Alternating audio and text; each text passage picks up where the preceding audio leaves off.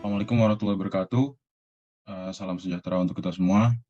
Izinkan saya memperkenalkan diri. Nama saya Kemal Pasha. Saya akan menjadi moderator untuk kegiatan debat pada sore hari ini. Sebelum kita memulai kerangkaian debat lainnya, mari kita berdoa menurut agama dan kepercayaan masing-masing. Berdoa dimulai. Sebelum saya melanjut ke mosi perdebatan, saya akan memperkenalkan anggota dari setiap tim. Untuk tim pro, kami ada saudari Kamila Azani, saudari Maya Falisha, dan saudari Husna. Lalu dari tim kontra, kami ada saudara Dava Raditya, saudara Muhammad Gilang, dan saudara Rio. Jadi memang kebijakan PPDB ini sangat hangat dibahas, apalagi setelah diterapkannya zonasi pada tahun 2017. Banyak yang menerima dan banyak yang tidak, dan itu akan menjadi mosi perdebatan pada sore hari ini. Untuk memperjelas, mosi perdebatan pada sore hari ini akan menjadi sudah sesuaikah jalur-jalur PPDB di Indonesia untuk pemerataan pendidikan nasional. Debat ini akan dimulai oleh tim pro, pembicara satu dari tim pro. Silahkan pembicara satu dari tim pro memulai argumentasinya, dimulai dari sekarang. Baik, terima kasih moderator. Sesuai dengan mosi perdebatan kita kali ini, selaras dengan waktu penerimaan siswa baru di tahun 2023 yang akan segera dimulai. Pemerintah berupaya untuk meningkatkan sistem penerimaan guna meningkatkan mutu pendidikan Indonesia. Pendidikan yang bermutu adalah hak setiap anak Indonesia yang harus dipenuhi pemerintah. Artinya, kualitas pendidikan pun harus merata. Oleh karena itu, untuk memastikan bahwa tujuan ini dapat dicapai, sesuai dengan Permendikbud mengenai jalur pendaftaran PPDB pasal 12, yaitu dengan adanya jalur zonasi dan jalur afirmasi yang memiliki batasan minimal, serta jalur perpindahan orang tua yang memiliki batasan maksimal untuk setiap jalur penerimaan peserta didik, dan apabila masih ada sisa dapat digunakan untuk jalur prestasi. Penyediaan beberapa jalur ini merupakan upaya yang tentunya telah dikaji sehingga sistemnya menjadi lebih baik dari tahun-tahun sebelumnya. Terima kasih. Baik, terima kasih pembicara satu dari tim pro. Mari kita lanjut ke pembicara satu dari tim kontra. Silahkan pembicara satu dari tim kontra. Waktu dan tempat dipersilakan, dimulai dari sekarang. Kami dari tim oposisi tidak setuju bahwa dengan pernyataan bahwa kebijakan dari jalur PPDB sudah sesuai untuk memerintahkan pendidikan di Indonesia, terutama dengan kebijakan di mana usia tertua akan diprioritaskan sebagai calon siswa-siswi baru dan dapat menyulitkan siswa-siswi muda yang mempunyai semangat belajar untuk melanjutkan perjuangan pendidikannya.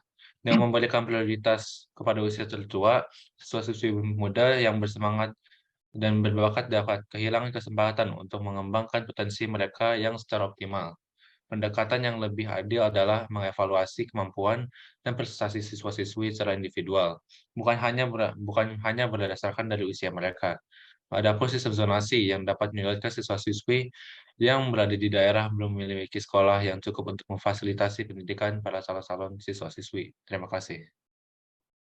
Baik, terima kasih pembicara satu dari tim oposisi. Mari kita lanjut ke pembicara kedua dari tim pro ya. Untuk pembicara kedua dari tim afirmasi, silakan melontarkan argumentasi kalian, dimulai dari sekarang. Oke, baik. Terima kasih sanggahan untuk pendapat pembicara satu tadi. Menurut saya memang usia harusnya diprioritaskan. Karena waktu adalah sesuatu yang tidak bisa dihentikan. Jadi waktu mereka untuk mendapat pendidikan dasar yang sebelumnya mungkin mereka tidak bisa dapat karena masalah ekonomi atau kesehatan, itu mendikit. Jadi untuk memprioritaskan waktu, yaitu usia adalah sesuatu yang harus. Karena kalau untuk motivasi yang muda juga dapat disalurkan melalui jalur prestasi. Dan juga selain itu, ada keuntungan-keuntungan lain dalam jalur-jalur PPDB ini. Yang pertama adalah tentunya adalah pemerataan akses pendidikan. Pemerataan akses pendidikannya itu agar semuanya mendapat hak mereka untuk memperoleh pendidikan dan memperoleh pendidikan yang sama. Agar semua sumber daya manusia di Indonesia dapat berkualitas dan berkualitas sama. Selanjutnya itu juga dapat mengurangi waktu dalam perjalanan ke tempat pendidikan. Ini 30 detik tersisa. Ini tentunya dapat mengurangi beban mereka dan juga dapat memberi kesempatan mereka melakukan hal-hal yang dapat bermanfaat bagi mereka dan negara untuk mereka lakukan dalam waktu-waktu perjalanan ke sekolah. Habis itu juga ini dapat mendukung keberagaman dalam siswa-siswa di sekolah-sekolah ini. Karena keberagaman ini tentu akan sangat membantu siswa-siswa dalam berinteraksi dan meningkatkan keterampilan Terima sosial mereka dalam kasih menghadapi untuk keberagaman di Indonesia. Terima pembicara kasih. kedua dari tim pro. Waktu telah selesai untuk argumentasi. Sekarang kami akan melanjutkan. Izin interupsi. Siap, intrusi ditolak karena waktu untuk pembicara kedua dari tim pro sudah selesai. Kita akan lanjut ke pembicara kedua dari tim kontra. Silakan, waktu dan tempat dipersilakan. Mulai dari sekarang. Baik, terima kasih. Terus saya ingin menambahkan kenapa kebijakan jalur PPDB belum sesuai untuk memeratakan pendidikan. Pertama, kebijakan sistem zonasi dalam PPDB masih belum optimal dan menyulitkan siswa-siswi yang berpotensial untuk mengembangkan potensinya di sekolah-sekolah terbaik. Lalu ada pun masalah yang muncul ketika siswa-siswi tinggal di perbatasan antar daerah yang menyebabkan sulitnya untuk masuk dalam sekolah terdekat dari tempat tinggalnya karena berbeda domisili. Apalagi ketika sekolah terdekat di domisili tempat tinggalnya jauh dari tempat tinggalnya yang menyebabkan prioritas siswa-siswi sebagai calon siswa baru di belakangnya. Lalu dalam sistem zonasi, calon siswa-siswi hanya diizinkan mendaftar di sekolah yang berada di wilayah zonasi mereka. Namun realitanya masih banyak daerah di Indonesia yang kekurangan fasilitas pendidikan yang memadai. Hal ini mengakibatkan siswa-siswi yang tinggal di daerah-daerah tersebut terbatas dalam memilih sekolah dan terkadang harus berjuang untuk mendapatkan pendidikan yang layak. Lalu penerapan sistem zonasi ini juga tergesa-gesa karena kualitas edukasi pada sekolah-sekolah di Indonesia 30 belum. detik tersisa. Sekian dari saya. Terima kasih. Izin interupsi. Silakan tim pro lontarkan. Adanya PPDB adalah untuk pemerataan sekolah agar tidak ada lagi sekolah favorit. Jika pilihan sekolah hanya tergantung pada sekolah favorit, bagaimana pemerataan pendidikan di Indonesia bisa terjamin? Sekian. Baik, terima kasih. Silakan untuk pembicara kedua dari tim kontra untuk menjawab. Pembicara kedua mempunyai 30 detik untuk menjawab. Baik. Sebenarnya dengan adanya sekolah favorit memang tidak menjamin pendidikan di Indonesia. Namun, jika memang ingin menerapkan sistem zonasi, pemerintah sebaiknya meratakan fasilitas sekolah dengan bantuan dana yang cukup agar fasilitas sekolah seimbang. Karena seperti yang tim kontra satu bilang, bahwa anak-anak yang berpotensi jadi terhambat karena fasilitas yang kurang baik di daerah-daerah tertentu. Sekian. Baik, terima kasih. Mari kita lanjut ke pembicara ketiga dari tim afirmasi. Untuk pembicara ketiga dari tim afirmasi, waktu dan tempat dipersilakan mulai dari sekarang. Baik, terima kasih. Adanya PPDB adalah untuk pemerataan sekolah, agar tidak adanya lagi sekolah favorit. Seperti yang disampaikan oleh pembicara satu, pemerataan siswa yang artinya pemerataan kualitas sekolah yang menyebabkan pemerataan pendidikan. Pendidikan yang bermutu adalah hak setiap anak Indonesia yang harus dipenuhi oleh pemerintah.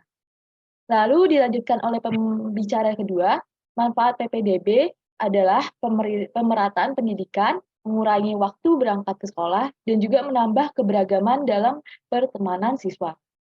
Lalu yang disampaikan pembicara dua lagi adalah mendukung terrealisasinya sistem PPDB dengan penyeleksian guru yang diperketat, dan juga fasilitas sekolah yang perlu ditingkatkan lagi.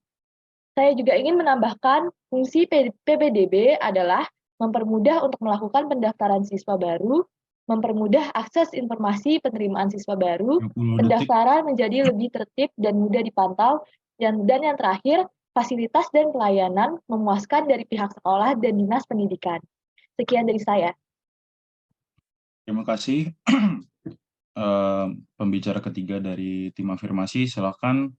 Selanjutnya adalah pembicara ketiga dari tim oposisi. Untuk pembicara ketiga, waktu dan tempat dipersilakan. Dimulai dari Baik, sekarang. kebijakan-kebijakan PPDB seperti yang sudah disampaikan tim kami melanggar hak anak untuk memiliki kebebasan dalam memilih pendidikan yang bermutu. Kebijakan-kebijakan tersebut juga bersifat tidak adil, karena siswa-siswi yang tinggal lebih dekat dengan sekolah tidak harus susah payah agar dapat masuk sekolah yang bagus. Sedangkan siswa-siswi yang sudah berjuang agar dapat bisa diterima di sekolah yang bagus memiliki kesulitan karena jarak rumah dengan sekolah yang jauh. Ketidakadilan ini juga berlaku dengan kebijakan usia calon siswa, di mana yang tua tidak harus berjuang susah payah. Hal ini menciptakan ketimpangan dalam kesempatan pendidikan antara siswa-siswi yang tinggal di lingkungan yang beruntung dan siswa-siswi yang tinggal di lingkungan yang kurang beruntung. Ketidakadilan ini juga berlaku dengan kebijakan usia calon siswa, di mana yang tua tidak harus berjuang susah payah. Sebagai tim oposisi, kami berpendapat bahwa kebijakan PPDB harus direvisi tanpa mengabaikan faktor-faktor lain yang lebih objektif dan 30 relevan detik tersisa. dalam menilai kemampuan dan potensi siswa-siswi, tetapi juga memperhatikan faktor-faktor lingkungan agar tercapai pemerataan pendidikan di Indonesia. Sekian dari saya. Baik, terima kasih. Pembicara ketiga dari tim oposisi. Ya, dan itu tandanya sesi argumentasi telah selesai. Saya dapat menyimpulkan dari debat ini bahwa tim kontra tidak menerima adanya kebijakan-kebijakan PPDB karena melanggar hak siswa untuk menempuh pendidikan yang lebih baik. Dan menurut tim kontra, kebijakan PPDB menyusahkan siswa-siswa untuk masuk maupun datang ke sekolah, khususnya setelah sistem zonasi diterapkan. Namun di lain sisi, tim pro menyatakan bahwa memang kebijakan-kebijakan yang telah diterapkan bertujuan untuk memeratakan pendidikan di Indonesia. Dan tim pro percaya bahwa ke depannya pemerintah akan melakukan yang terbaik untuk mempermudah jalannya KBM. Mungkin itu saja dari debat hari ini. Terima kasih untuk para peserta. Assalamualaikum warahmatullahi wabarakatuh.